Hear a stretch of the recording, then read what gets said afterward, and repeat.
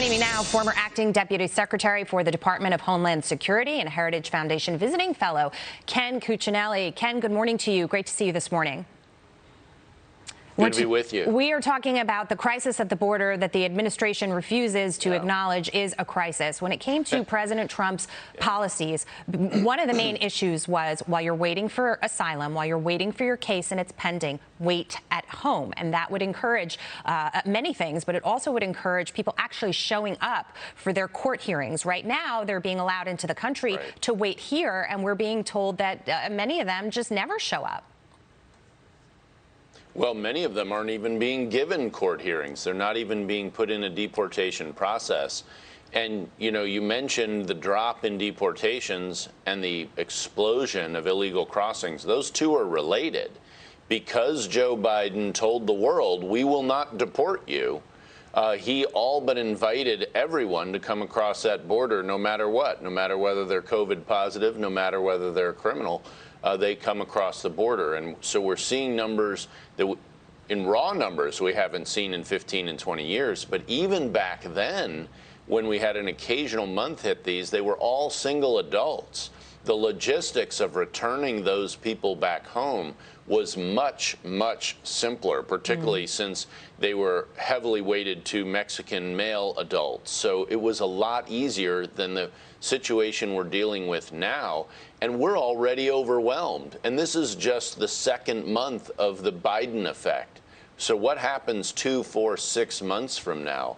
We are not on a good trajectory, and it is very clear this administration knows what they need to do, but lacks the political will to face off with their own radical left base to actually implement the enforcement steps necessary to protect the United States. Yeah, and that seems to be an internal problem since President Biden stepped foot into the White House, that he sort of ran on a more moderate campaign, but is having to bow down to this kind of pressure. You know, journalists are complaining that they haven't been given access, that we can't really tell the story accurately. We're being told by Senator Barrasso, for example, that he had to delete photos and footage of what we're seeing down at the border. You've got situations where sometimes the children, the unaccompanied children, are being packed in 4 times the pre-COVID limits on those facilities, and nobody's doing anything about it. And that is, by the way, 16 times the COVID level, which was about a 25% holding level. So can you imagine if both that level of density of children had occurred under Trump and the press hadn't been given access the way they've been censored under the Biden administration? It would have been, you know, the world would have exploded, right? And we see barely a peep out of the mainstream media. So it is an important story to cover, but let's not kid ourselves. This is intentional. This is not an accident. That when you look at the amnesty bills that they're putting through, also to appease their radical left base. Now, unfortunately, some of those have Republican support, and a voting bill that would register automatically many of these people to vote when they encounter state agencies across the country.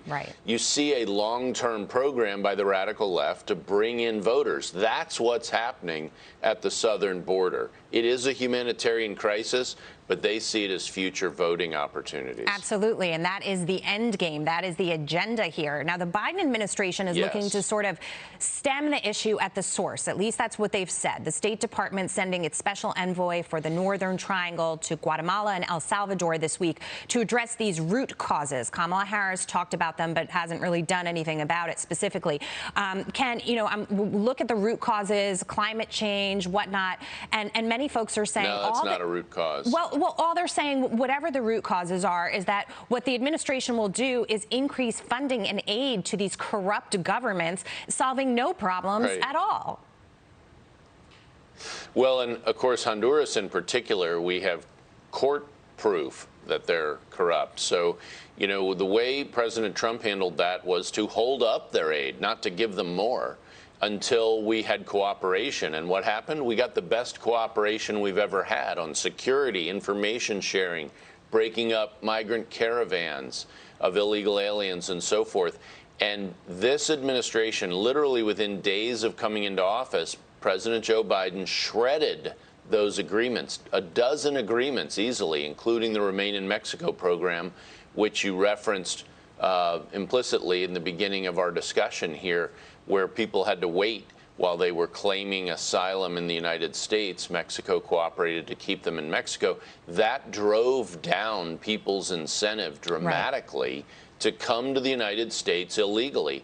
And they have shredded every single one of those successful programs. And unfortunately, blocking illegal immigration, stemming that tide, there's no silver bullet. You need a whole package of programs to do that. And we had built those up over years of work. Yeah. That's right. And so then the biggest lie they have is they come in and say, well, we inherited a broken system. No, they came in and systematically shredded what was in place. Yeah. And what we get is record-breaking illegal crossings during a pandemic. Ken Cuccinelli, thank you so much for your time this morning. We do have to leave it there, though we could discuss this on and on. Good to be Thank you with so you. much.